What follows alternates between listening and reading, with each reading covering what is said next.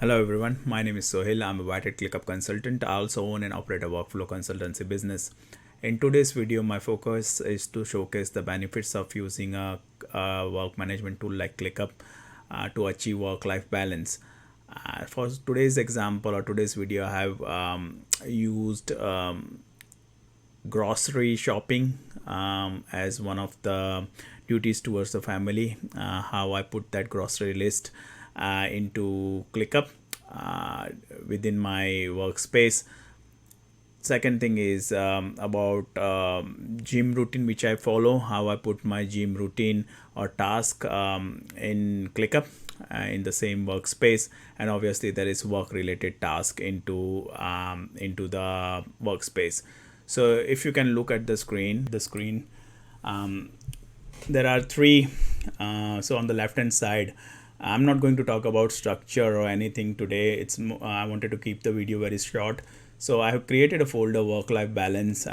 It's made up of groceries, gym task, and work.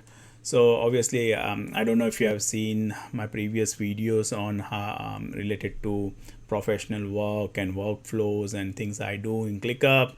But if you want, you can go and visit my channel and have a look at those videos. So today mainly my focus is on about the other two aspects. One is about the personal health, as I said. It's about gym task one, and the other one is about family duties or duties towards the family, like buying groceries. So let's go into the first one, groceries. So groceries, it's a very basic list here. So the workflow here is, I have given a guest access to one of the family members, and obviously I have access to this list.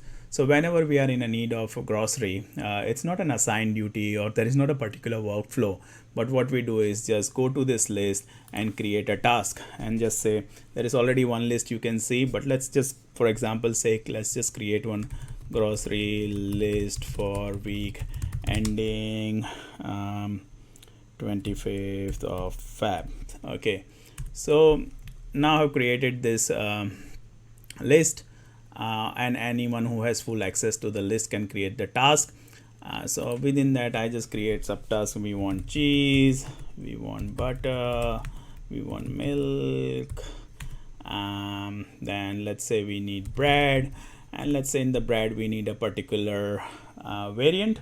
Then we just go and comment in there saying, okay, we need wholemeal bread this time, and if I made a note of it also. Now in terms of workflow, yes, this grocery list, it doesn't have a due date, it doesn't have an assignee. So the workflow is, once the list is created for the week, we can keep adding the task here, and then someone can take responsibility for it, or we can assign a person to that. So in this case, let's say it's created by me and it's been assigned to this person. Okay, so when you look at this, so obviously you would be intrigued to see how this looks at this guest account. So for that, let's switch on to the guest account. So if you look at the guest account, you can see that turned up here as well, because that list has been assigned, given access to that list of groceries, so he can see that list, and then it's been given a full access. He can actually create task also.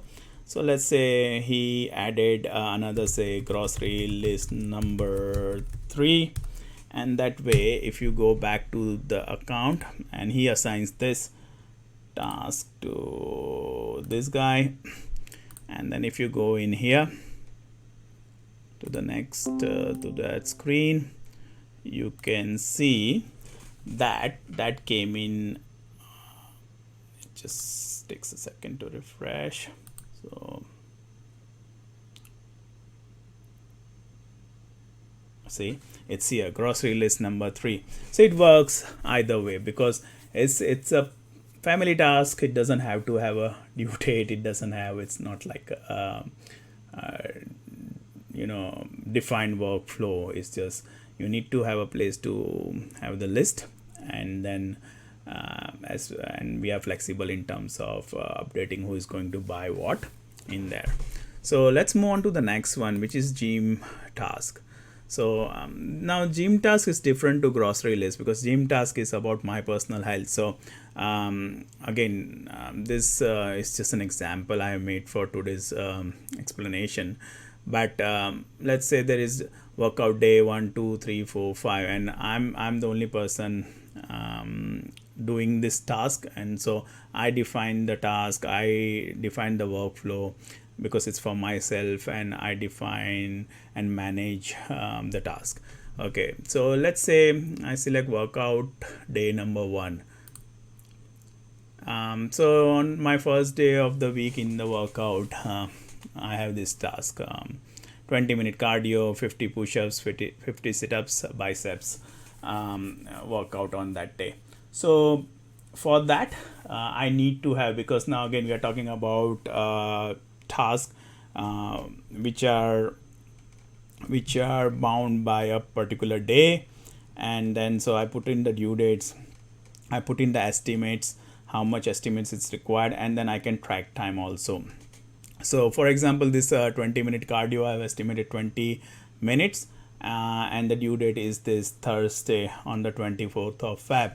So when I go to this particular list, I can see, okay, on this day I'm going to do these things, and this is the estimated time. But the beauty is I can actually time track also. So and there are 2 ways mainly, or 3 ways it says here. So one is the timer, you actually start the timer and noting times here, and there is another way of manually entering time here. So let's just go ahead and enter manual. So I say 20 minutes workout, I did 20 minutes actual time, and just save. So that way I can keep track of, okay, what I estimated, what I did. 50 push-ups, for example, it takes me 15 minutes. One thing I noted the time, let's say I did it in 10 minutes. Okay, but then the other thing is, instead of 50 push-ups, I put a note, did only 40 today. So that helps me to keep track of the notes as well. So you see that comment leaves here. Now in terms of because this workout is generally recurring for me every week, so I don't want to create the same task again and again. So I have an option of using template for the whole list, or the other way is, within the list I can actually just put a recurring task. So what it does is, on a defined recurring pattern, it recurs. So to demonstrate that, let's go ahead and say, let's choose, this is the one, workout day 6. You don't have anything in there, so let's just say today was the due date. Okay, and I set a recurring. So I can create a new task which I want to do when this is closed. So it will be recurred weekly when closed. I don't want to recur it forever. I just want to recur it for, let's say, one time. It's just for example or explanation sake today. And when it is created, the task has to be open. Okay, so let's just go ahead. So if you see, the recurring setting says when it's closed, it will create a new task and it will be repeated only once. So we can show that now. Okay, let's go ahead. So it's recurring task. So this is the original task. I put it to closed, and you will see it's created for the next week automatically with the open task. If you want to see the closed one, you can see here, it was here, workout day 6. So that is gone into closed task, and then there was a new task recurred as we defined the system to do. So that's about not doing the same creation activity of task every time for your workout schedule. So that helps you to keep track. So these comments help me to keep track. Time tracked, time estimate does the work of let's say for cardio, for example, time is the main element I check. So the time here is 20 minutes, and I did 20 minutes estimated and 20 minutes tracked. So I'm on track for that day's workout. Now moving on to the third one, which is work. But for today, let's just focus on this particular implement task, and I've just created some subtask allocated to myself. I have applied the due date and I have applied the time estimate. Now this estimates, time estimates, due dates and assignees are important for me. To the main point I was going to come to, it's about how I can see my work plus my work plus my personal life or family duties related task into an view. So I have done that already just to save us time today. So I've created the task, there are subtasks, assigned date, I have estimated time, obviously I haven't time tracked, and I put in the due dates. So now the main two views which I love for keeping track of task, whether it's a personal, professional, one is calendar view, of course, because calendar view. So calendar view shows you the task within this folder by the date, the due dates you have assigned. So in this folder, whatever the list are, wherever there are due dates, and you can see that appears here. So for example, I can see today being Monday, I have to just go to the schedule of workout day 6. I just click that, and then whatever it is, I can have a look in it from here itself. The other one is the more detailed one is, say for example this one. I click this, I can see my notes, my comments, my estimates here, and my task and the comments here as well. So calendar view is very useful to do that. But a more important task than calendar is a workload view. Now workload view, because whether it's your work, your professional life, or your personal life, it's any of the tasks you do needs time. So if you have seen my previous video, I spoke about workload view there. So here I've said I have capacity of 40 hours of work to do during this week. So workload view, basically wherever it has been assigned to myself, whatever the task, and wherever I have estimated the time, I can see how much I have to do on that day. So to explain this, I have defined 40 hours a week. I have a work of 27 hours and 10 minutes. That's coming from the estimated task which has been estimated and which has been assigned to myself. So this green, basically it says I have a capacity of 8 hours of that day, but I'm only having work of 5 hours.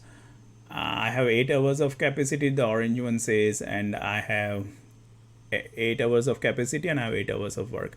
Now Tuesday, in this case, I have 8 hours capacity, but I have done 13 hours of estimated work, or allocated myself 13 hours of estimated task or work.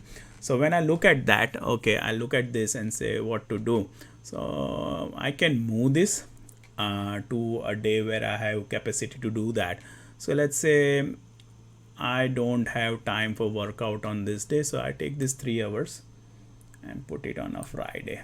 So yeah, so it's 2 hours. Okay, I can't even do this workout on this day, so I say put it here. So you see how I can time manage and do capacity planning here.